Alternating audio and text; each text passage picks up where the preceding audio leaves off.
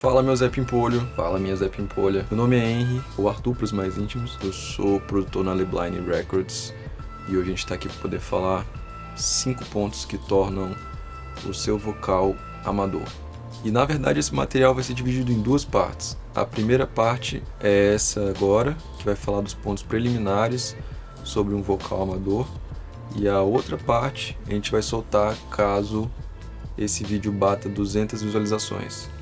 200 visualizações, porque a gente está começando e tem que ser humilde. E a segunda parte vai falar sobre 5 pontos pós-produção que fazem o seu vocal soar amador. Então, se você quiser a parte 2, deixa o comentário, dá o like e se inscreve no nosso canal. E compartilha o vídeo pra gente poder bater essa meta bacana. E a gente escolheu esse tema porque é um tema muito comentado e muito perguntado em grupos de Facebook, em grupos de WhatsApp, que tem relação com produção musical e etc. E é uma coisa que perguntam muito pra gente também. E a gente tem alguma vivência aqui dentro do estúdio, etc e tal. Nós percebemos que determinadas coisas, quando feitas, soam de forma melhor em relação ao vocal e de uma forma geral em relação a qualquer outra fonte sonora do que outras, caso elas não sejam feitas. Então a gente reuniu alguns pontos que consideramos principais ou fundamentais para você ter um vocal massa pro teu hit. Mas bora lá, que pontos são esses? A gente construiu uma espécie de linha temporal. Então o primeiro ponto vai ser mais próximo do começo da cadeia de eventos de uma produção, e o final vai ser mais próximo do final da cadeia de produção. E bom, o primeiro ponto acontece antes mesmo da pessoa começar a gravar a voz dela, na parte de aquecimento. Você não aquece a sua voz. Aquecimento / descanso / cuidado com a sua voz. Como assim? Como qualquer outro instrumento, a gente precisa preparar a nossa voz para poder cantar determinada música. Então a gente precisa passar alguns exercícios de escala para poder ir acostumando a voz àquele tom, mas num registro mais agudo, num registro mais grave. A gente precisa relaxar os nossos músculos da face, da boca e tudo mais, da barriga, para nós usarmos melhor o nosso diafragma. Em questão de cuidado, momentos antes da gravação ou até horas antes da gravação, nós não podemos consumir, ou não seria ideal consumir determinados alimentos, determinadas bebidas, determinadas substâncias, etc e tal, a fim de termos uma maior qualidade, a maior qualidade possível que a sua voz pode oferecer. Em questão de descanso, a voz é um instrumento muito delicado, é um instrumento que cansa muito fácil. Então, digamos que você aqueceu sua voz, digamos que você conservou sua voz antes de ir para a gravação, mas você gravou um take, uma parte de uma música por 1h30 seguida. A sua voz, depois de 30, 40 minutos, ela já vai estar cansada, ela vai precisar de um fôlegozinho de 5, 10 minutos para poder ter mais uma sessão em alto nível. E quanto mais sessões de gravações acontecem no dia, mais sua voz vai ficando deteriorada, mesmo com os descansos. Então é necessário demais, a cada 30, 40 minutos, você dar uma pausa, descansar, voltar, dar uma pausa, descansar e voltar, e tentar gravar com a maior qualidade possível, num tempo hábil bacana, para sua voz não se deteriorar. Então esse é o ponto número 1. Ponto número 2. Escolheram a sala errada para gravar o seu vocal. Eu não vou entrar tanto no ponto aqui da acústica, como eu gostaria de entrar, porque é um tema muito extenso e é um tema com posições muito contraditórias na internet e ao mesmo tempo muito material disponível na internet. Então, quem tiver mais interesse, há muito conhecimento disponível aí para todos, há fácil acesso. Eu não vou falar aqui porque eu acabaria atrapalhando um pouco o tema do vídeo. Por isso eu vou só pincelar alguma questão de acústica voltado para a gravação de vocal. Geralmente escolhem um local pequeno e com pouca reverberação para poder gravar um vocal. Veja bem, pouca reverberação não quer dizer nenhuma reverberação. O que a gente mais vê por aí nos estúdios hoje, principalmente de menor porte, como o nosso é um estúdio de menor porte, são pessoas que botam espuma em todos os locais do estúdio em todas as paredes, no teto, etc, etc, etc, e pedem pro vocalista cantar nesse ambiente. Geralmente a voz vai entrar na sua interface, vai entrar no seu computador muito abafada, muito sem brilho e etc e tal. Por mais que a voz precise de um pouco dessa característica, para ela não ter aquele som de banheiro, você não pode matar totalmente a reverberação da sua sala quando for gravar uma voz. E ainda tem um outro ponto. Geralmente pedem para você cantar na quina de uma parede. Isso do ponto de vista acústico não é tão bom. Você gravar na quina de uma parede ou no meio de uma sala pequena não são os locais mais adequados para você fazer uma gravação. Esse é o tipo de coisa que às vezes pode ser irreversível de consertar numa mixagem, etc e tal.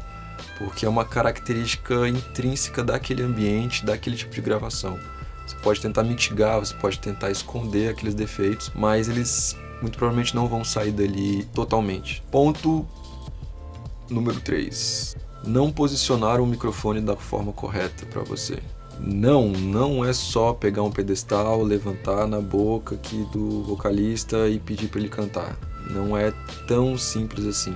Vocalistas mudam de um para o outro, características de voz mudam de um artista para outro, o microfone que você vai estar usando vai interferir na questão da sonoridade que você vai atingir ou que você não vai atingir, etc, etc, etc. Por isso, você precisa saber qual que é o melhor posicionamento para aquela parte da música, para aquela estética específica e para aquele vocalista principalmente específico. Suponha que você seja um vocalista com muita sibilância na hora de cantar.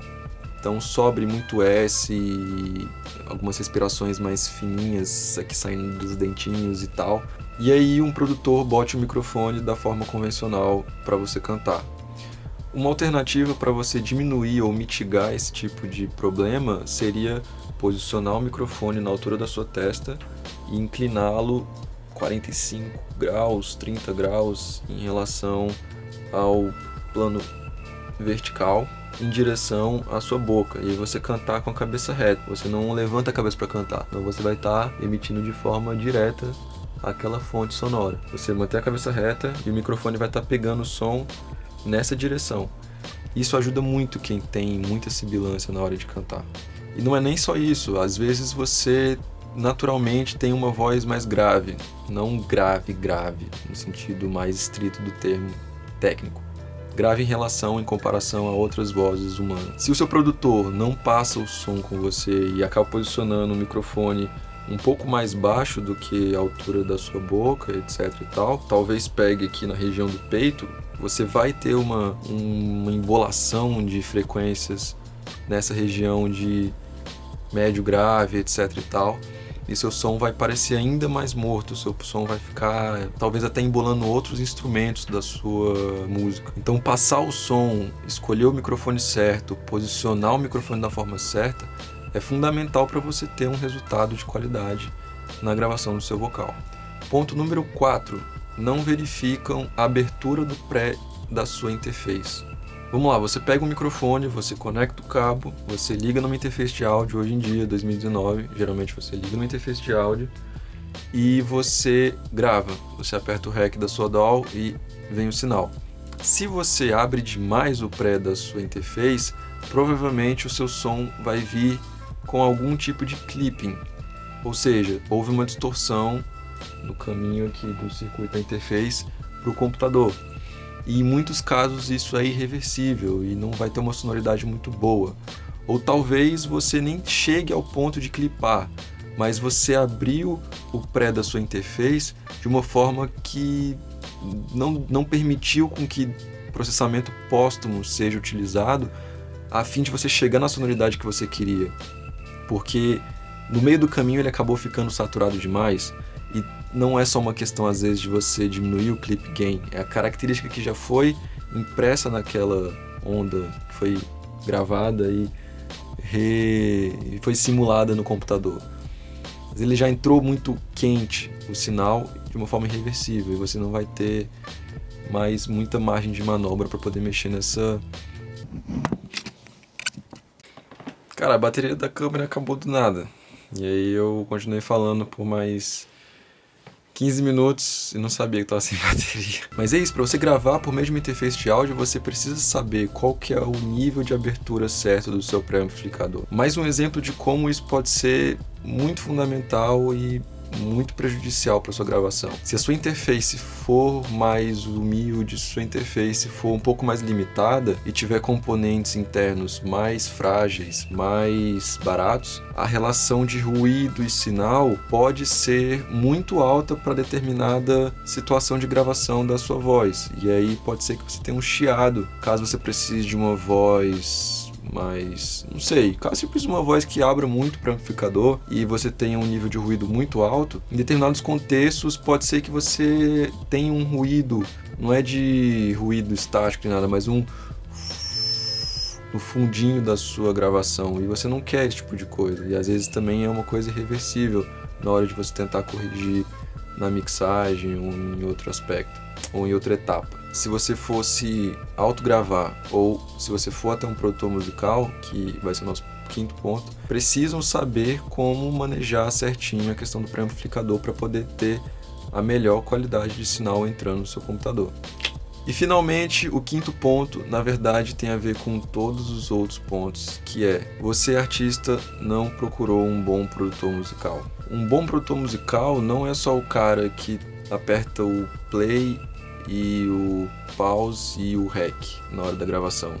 O produtor musical tem que saber todas as etapas anteriores que eu mencionei na ponta da língua. E você está investindo seu dinheiro, seu tempo, seu talento, etc e tal, na esperança de achar alguém que tenha esse tipo de conhecimento. Todos os pontos que eu mencionei aqui passam pelo produtor musical e pela qualidade que ele tem no trabalho dele, de forma direta e parcial, ou indireta e parcial, ou direta e total. Por exemplo, não é obrigação de um artista ir a um estúdio saber qual que é o melhor posicionamento de um microfone na voz dele, ainda mais se ele for um novato, se ele estiver indo num estúdio pela primeira vez ou for a segunda vez e etc. E isso é uma responsabilidade do produtor, uma coisa mais pessoal do artista. Se ele não cuidou da voz dele, se ele não cuida da voz dele e ele chega no estúdio e o produtor não passa um aquecimento básico com ele, isso é uma responsabilidade parcial do produtor, mas que o artista não tenha se precavido tanto nesse aspecto, o produtor tem que minimizar o máximo possível que ele puder esse tipo de defeito na hora da gravação, esse tipo de problema na hora da gravação.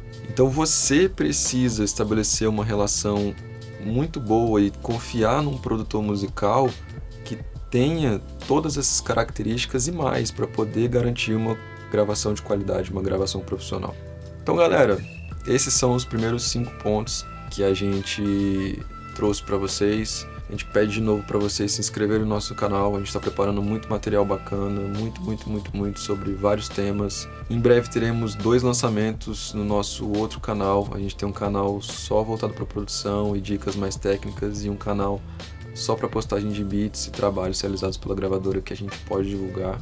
E é isso. Se você gostou do vídeo, deixa o like. Se você não gostou, esmaga o dislike também. Escreve um comentário por que você não gostou. Se você discorda de algum ponto, fala com a gente. Manda um comentário, manda um e-mail pra gente. Todas as nossas redes sociais vão estar na descrição. E é isso aí. Até mais.